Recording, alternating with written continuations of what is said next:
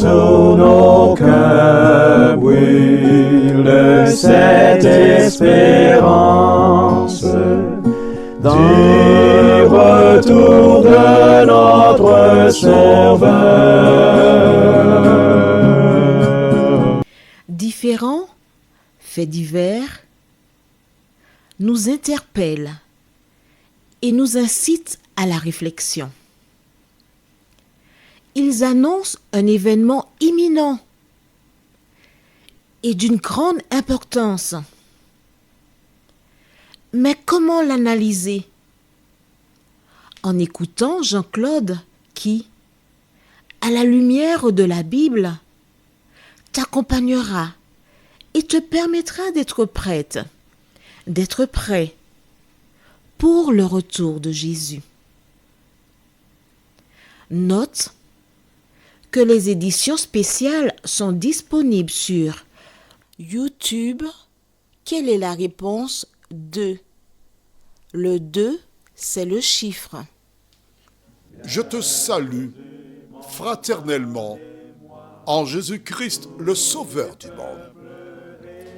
C'est Jean-Claude qui partage avec toi cette nouvelle série qui s'intitule « Découvrir la vérité ». Marco et Jean-Claude sont là. Oui, nous sommes là. Nous sommes bien là.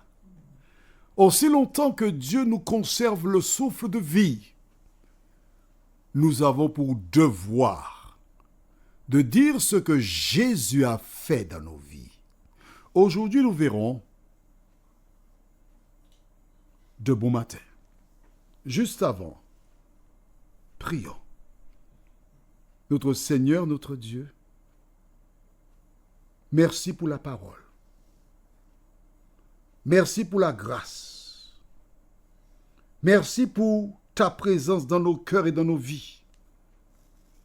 Merci parce que tu as dit que tu es avec nous tous les jours jusqu'à la fin du monde. Mais aujourd'hui, nous verrons quelque chose de très important. Que le Saint-Esprit nous aide afin que nous soyons en mesure de progresser encore et encore dans la connaissance de la parole au nom de Jésus et pour ta gloire éternelle. Amen. De bon matin.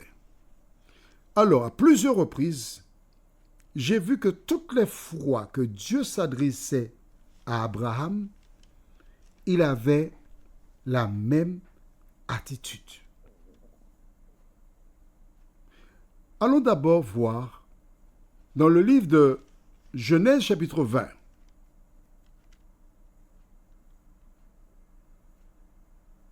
Et nous lisons verset 8. Abimelech se leva de bon matin. Abimelech était le roi qui avait pris sa femme Sarai à l'époque. Ensuite, quand Dieu parla à Abraham, il lui a dit de faire ce que demandait sa femme Sarai. Que fit Abraham? On va au chapitre 21, verset 14. Abraham se leva de bon matin. Chaque fois que Dieu parle, Abraham ne perd pas une seconde. Toi, quand tu lis la parole de Dieu et que tu découvres des vérités, que fais-tu? Oui, je vois ça, oui, mais c'est là que ma maman m'a mis, c'est là que je suis, c'est là que je reste. La parole est là, oui. Tu vois la parole, tu comprends la parole. Mais à l'époque de ta maman, elle te disait d'aller faire la vaisselle à la source. Aujourd'hui, tu as machine à laver, tu as même lave-vaisselle. Tu ne fais plus de vaisselle. Tu as changé. Mais non, il faut faire comme tu avais appris ta maman. Aller à la source, prendre de l'eau pour amener à la maison. Nous avons vu précédemment ce que je lis au verset 1 et 2 du chapitre 22. Après ces choses, Dieu mit Abraham à l'épreuve et lui dit, « Abraham » et il répondit, « Me voici. » Dieu dit, « Prends ton fils, ton unique, celui que tu aimes, Isaac, va-t'en au pays de Morija, et là, offre-le en holocauste sur l'une des montagnes que je te dirai. Dieu s'est adressé à qui? Écoute-moi attentivement, à Abraham. Geneviève, à qui Dieu s'adresse-t-il là maintenant? À Geneviève. Jean-Pierre, à qui? À Jean-Pierre. Personnel. Il dit, va offrir ton fils en sacrifice. Mais est-ce que c'est le fils d'Abraham? Je rigole, tu sais pourquoi? On reste au chapitre 21. Et je lis versets 9 et 10. Sarah vit rire le fils qu'Agar, l'Égyptienne, avait enfanté à Abraham. Et elle dit à Abraham, chasse cette servante et son fils, car le fils de cette servante n'héritera pas avec mon fils, avec Isaac. Donc Isaac, c'est le fils de qui? De Sarah. Or, Dieu lui dit maintenant, offre ton fils. Que doit faire Abraham? Seigneur, tu me dis d'offrir Isaac, mais Isaac, c'est aussi l'enfant de Sarah. Je ne peux pas partir l'offrir en sacrifice. Il me faut parler à Sarah et lui dire, Dieu m'a dit d'offrir Isaac en sacrifice. Je ne peux pas, Seigneur. Pour la paix des ménages, ce n'est pas possible. Tu comprends ça, hein, Seigneur?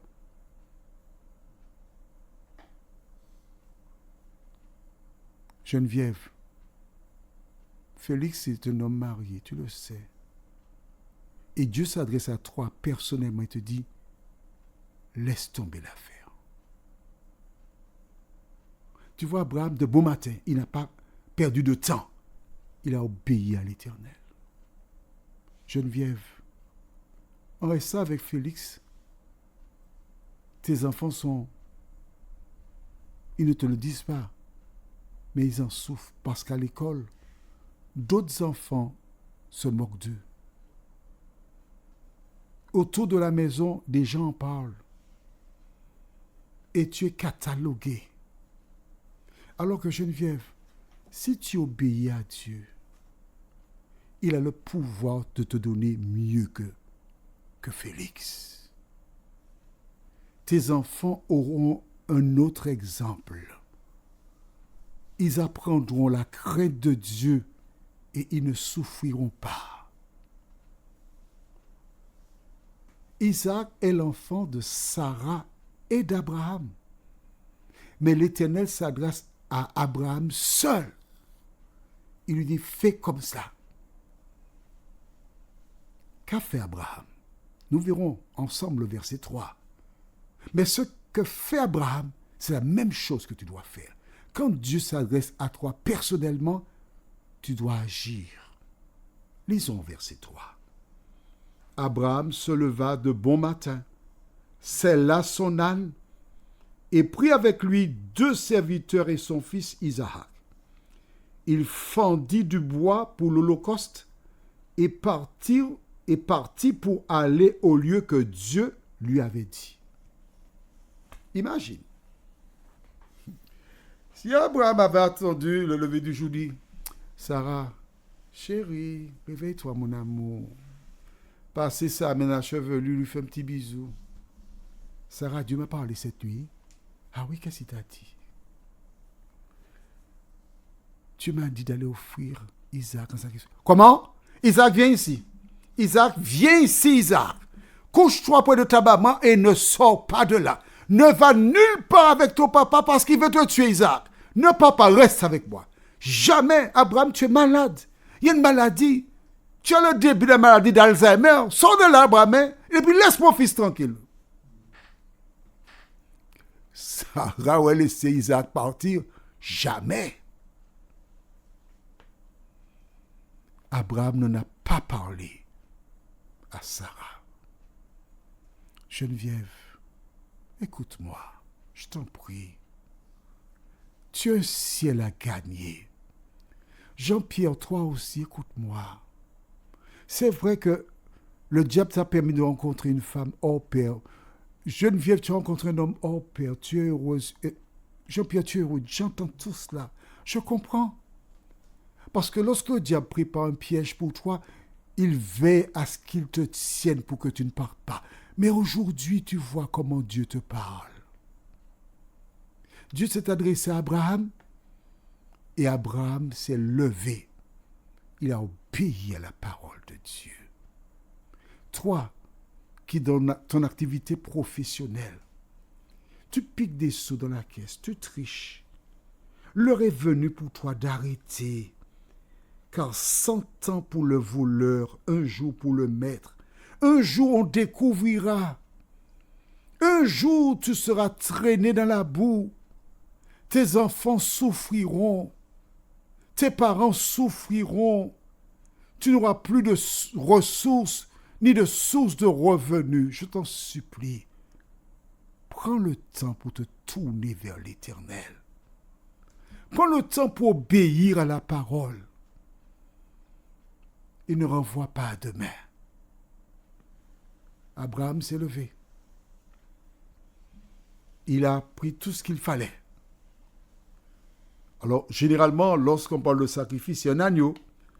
Mais il n'y a pas d'agneau. Parce que Dieu avait déjà pourvu. À travers cela, Dieu est en train de te dire, qui que tu sois, es-tu prêt à tout quitter pour moi? Oh, tu joues dans une équipe de foot ou de volley, tu es très bon, tu as de l'avenir, on compte sur toi, on t'aime, tu es adulé. Mais Dieu t'appelle aujourd'hui en te disant, ma fille, mon fils, donne-moi ton cœur. Que réponds-tu à l'Éternel? Voudrais-tu lui dire, Seigneur, j'ai entendu ta voix? Voudrais-tu interpréter cette magnifique chanson qui dit « J'entends ta douce voix. Jésus, je viens à toi. » Mon ami, la parole de Dieu te dit « Et le monde passe, et sa convoitise aussi. Mais celui qui fait la volonté de Dieu demeure éternellement. » Quels que soient les plaisirs que ce monde t'offre, quelles que soient les sommes que tu as sur ton compte bancaire, quand la mort viendra frapper à la porte de ton cœur, ou quand Jésus paraîtra dans le ciel pour rendre à chacun selon ses œuvres, des gens jetteront l'argent dans les rues, parce que l'argent n'aura plus aucune valeur. La seule chose qui comptera, c'est ta relation avec l'Éternel. Prions. Seigneur, Abraham, bien qu'il ait commis des erreurs, nous montre comment nous devons t'aimer et te servir. Et nous comprenons mieux pourquoi tu as choisi Abraham. Parce qu'il était attentif à ta parole. Seigneur, nous nous trouvons devant des situations difficiles. Nous nous trouvons devant des mers rouges qui nous empêchent d'avancer. Mais tu as le pouvoir d'ouvrir toutes les mers. Fais-nous du bien, nous t'avons prié au nom de Jésus et pour ta gloire éternelle. Amen.